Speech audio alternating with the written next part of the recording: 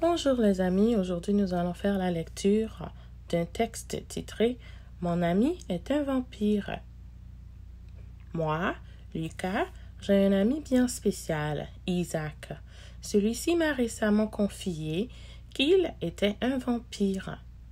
Je dois avouer que j'ai eu un peu peur sur le coup, mais j'ai ensuite été fière d'être aux côtés d'un ami qui est très différent de moi. Même si physiquement il ressemble à nous les humains, il a des habitudes bien différentes des nôtres. Premièrement, quand il est l'heure pour moi d'aller au lit, Isaac a la chance de ne pas dormir. Son corps n'a pas besoin de récupérer l'énergie qu'il dépense dans la journée. Il peut donc vaquer à toutes sortes d'occupations, comme jouer à des jeux vidéo, faire ses devoirs, naviguer sur Internet et même voler dans le ciel. Et oui, Isaac est aussi capable de voler. Toutefois, je ne suis pas certain de savoir comment il fait car il n'a pas d'ailes comme les oiseaux et il ne prend pas de potions magiques.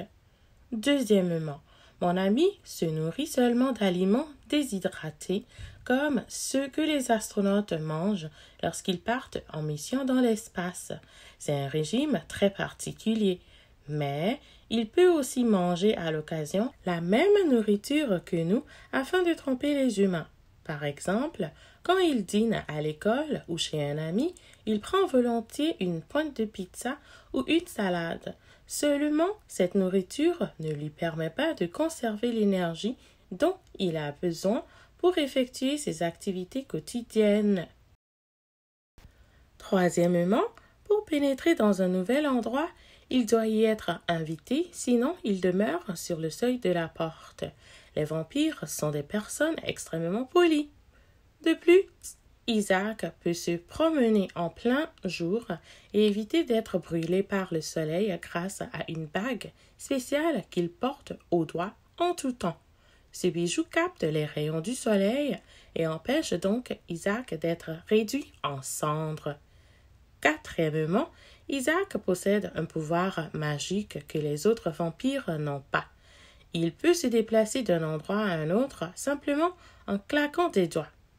Il n'est âgé que de 11 ans et il a déjà visité plusieurs pays tels que la France, l'Égypte, la Chine et j'en passe.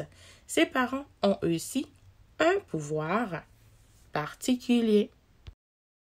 Ils peuvent effacer certaines pensées chez les humains. C'est grâce à ce pouvoir précieux que cette famille peut rester au même endroit quelques années.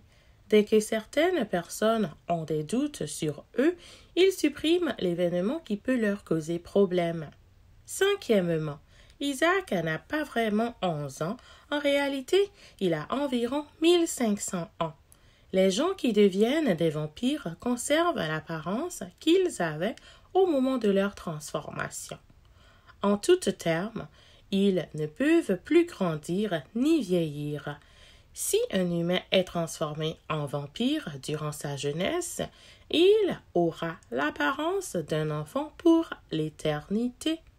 Par contre, ce sera un enfant très intelligent comme Isaac. Ses parents l'obligent à étudier au moins 3 nuits par semaine. Ainsi, il parle 15 langues différentes et il est capable de jouer à tous les instruments de musique. Il excelle aussi dans plusieurs sports et développe actuellement un certain talent pour la peinture et la photographie. Par contre, comme il ne grandit pas, ses parents et lui doivent déménager régulièrement pour être certains que personne ne découvre leur véritable identité. Isaac m'a d'ailleurs dit que j'étais le seul humain à être au courant de leur situation.